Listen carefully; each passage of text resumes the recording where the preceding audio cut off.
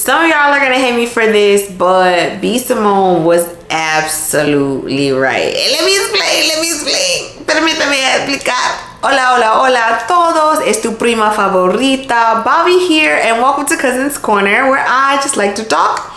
I'm gonna go ahead and hop right into my topic today. Thank you for joining me, and let's get it popping. Like I said in the beginning, I agree with B. Simone. This is something that she said a while back when she was talking about how some people simply just do not match up or qualify for what it is that they are asking for. Some of you just do not match up for what it is that you're desiring.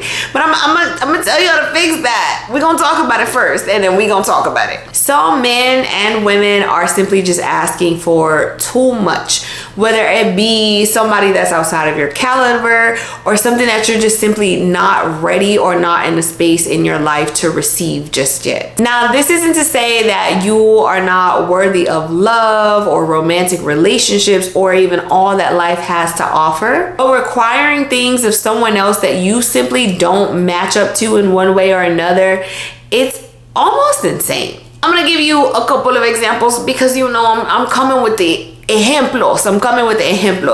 So for example, let's say being a person, let's say you're a guy, right? And you love to bump NBA YoungBoy and Future, and even if you don't, live by that rhetoric or whatever, but that's your jam.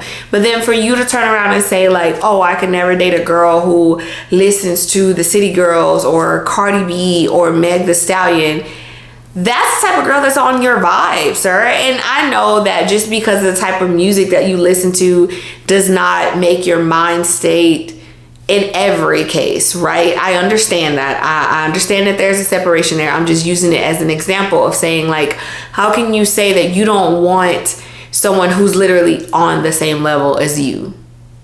Get what I'm saying? Stick with me. We're going somewhere.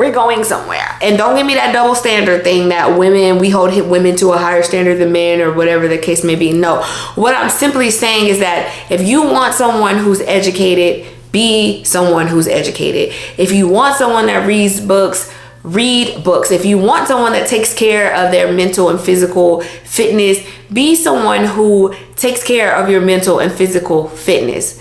Regardless of popular belief that opposites attract, you are always going to attract what matches up to you, what is on the level of where you are, be it your state of mind, your vibration, your energy level. You're always going to attract what you are a match for. Now, if you just out here, fun and just great, you're going to attract everybody. So it's up to you to decipher who's on your level and who's not.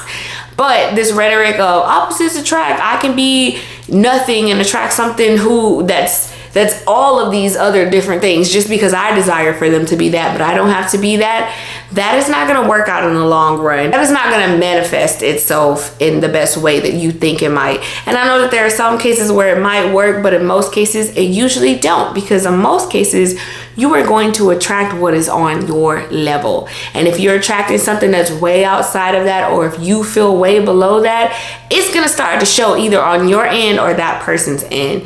And the results ain't pretty. It ain't pretty. You must be the person that you want to find, or the opportunity that you want to find, because again, you are going to attract things that you are a vibrational match for. You're going to attract things that you are on the level to receive. And so if you are not there, you're only going to be able to attract what's on that level. So if you are wondering why you're not getting certain opportunities, why you're not getting approached by certain people, why aren't these things unfolding for you, you really need to look at where you are, where it is that you want to be, and what it is that you desire, to really figure out why certain things are or not happening for you. Another thought to kind of go along with that is that you must be willing to put in the work that it takes to get to the place where you can be a vibrational match to what it is exactly that you want. It is important to invest in yourself and to build yourself into that space that you want to be. So when you do get presented with those opportunities, you know how to handle them. You know what to do with them. That's also why it's important to be in that vibration or in that mindset of abundance, so that you can attract more into your life. If you think from a place of negativity, you're going to attract things from a place of negativity. If you think from a place of positivity, you're going to attract things from a place of positivity. But you have to be in that space to be able to receive those things. You can think from a place of positivity, but if you're not overall ready to welcome something better into your life, if you're just saying it just to say it, but you don't really believe it, if you're putting out this facade that you're something more than you're actually not, you are not going to attract that better thing, because God can see you, the universe can see you, the vibrations can feel you. You cannot trick you can't trick energies. You can't trick the universe. You can't trick God into sending you something that you're just not prepared for. This goes for friends, for lovers, for opportunities in your lives, for jobs, etc. The list goes on and on.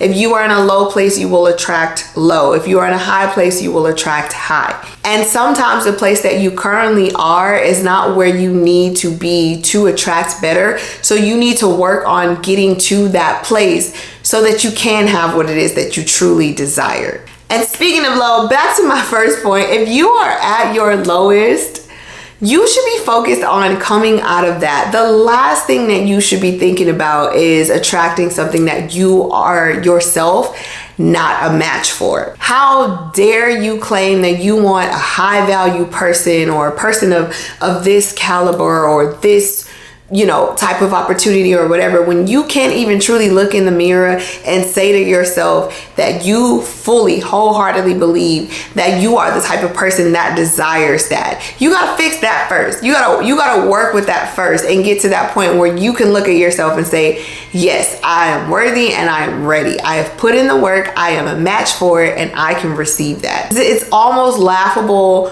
when I just think about how many people, and even like back to when I think about like college days, how many people used to talk about how much they want this and that, and just all of these like grandiose things. And I only say grandiose just because of where they were and the type of people that they were at those times.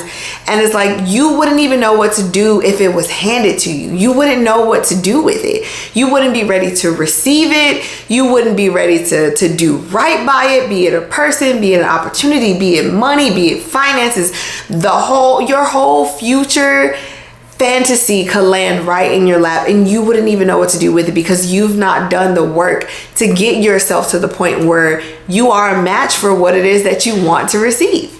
And back to my point with like B. Simone, like how it's like you say you want a guy who's like family oriented, but what did she say? She was like, you haven't talked to your mama in 6 months or whatever she said. You say that you want a partner who's like clingy and lovey-dovey and all this, and you are so emotionally detached that your own parents question how much you love them. Your own siblings don't even know if you really like them, but you want a partner who's all over you and all in your face, and you don't even know the first thing about giving love. How can you say that you want a person who is hardworking and ambitious and full of all this willpower, and you haven't even completed any of the 10 projects that you've started in the past year? How can you ask God or the universe to show you how good life gets when you won't even pick up a book, you won't even pick up a job, you won't even get yourself to that state where you could be receptive, where you could be again on the level to match that energy of that thing that you want to bring into your life? How would you even be prepared for that person or for that opportunity? You would lose it as quickly as you would get it. You would let it slip right out of your hands as quickly as it's put there. And I say this like even from my own example. When I first moved out here to Austin after college, like I wouldn't go on dates per se. I would call them outings, right? And it was just because I was like, yeah, I'll go out and get to know people and, whatever, pass time, whatever the case may be. But I knew the type of person that essentially that I wanted to be with in the future, the type of person that I could see myself with in the future, but future me, not where I was at that time. I was like, I'm an intern. My car is barely functioning. I was renting a room in my tia's house. Like, I just didn't have myself together. So for me, it felt foolish of me to be like, yeah, if I date a guy, he's got to have this and that and this and that. And I was like, and I don't even have half of those things, but I would hear friends say it all the time. And that's not to say that you can't expect someone to be on their stuff, right? Especially if you're working towards that, like, all glory to you. And in some situations that has worked, where one person didn't really have it together and the other person did, and they just meshed well. But I say that to say, if you want to be in harmony with what it is that you want to attract, where there isn't any, oh, I feel inferior or superior, or I don't feel like I match up to this job position or this job title that I have, or I don't feel like I match up to my partner, you have to put in the work to get yourself to that space. So when they do come into your life, you won't self-sabotage. You won't project onto them your internal feelings of not feeling like enough. You'll know that you're exactly where you need to be, that you've done exactly what you needed to do to get there, and that you're worthy and that you're a match for what it is that you have. I say that to say that you should always be looking out for your future self. The things that you do now, you should be thinking about, how does this set me up to better myself in the future, for what I want, for who I want to be, for what I want to attract in my life. You should be moving towards that. And that's not to say that every single moment of your life, every single breath that you take, it needs to be, how does that benefit my future self? How does that? No. But the moves that you make, the things that you desire, the stuff that you go after, the things that you put your time and your energy and your blood, sweat, and tears into, your thoughts into, need to be things that are building you and progressing you, so that you can be that person that's a match for exactly what it is that you want in your future. You should be looking out for that future you and working towards becoming that person. You want to be working towards the one who is ready, the one who is a match, the person who is an equivalent to that which you want to attract into your life. So stop sitting around doing nothing, running your mouth just because it sounds good, just because you're hearing all these other talking points that are coming from other people. You don't even know if you believe it or not. And get yourself up and ready and aligned to have that which you want, because you can. But you have to be there. You have to be that match for it. You have to be in alignment for it. It's not just gonna come to you willy-nilly. And by that time, you won't even have to yell it to the world, because you already have it. You'll already be there. Anyway, that's just a little random rambling or little thought that popped into my head. Again, this is Tu Prima Favorita, Bobby here. Please, please, please make sure you leave a like, a comment, subscribe, and share this video with your friends. And I will see you on the next one.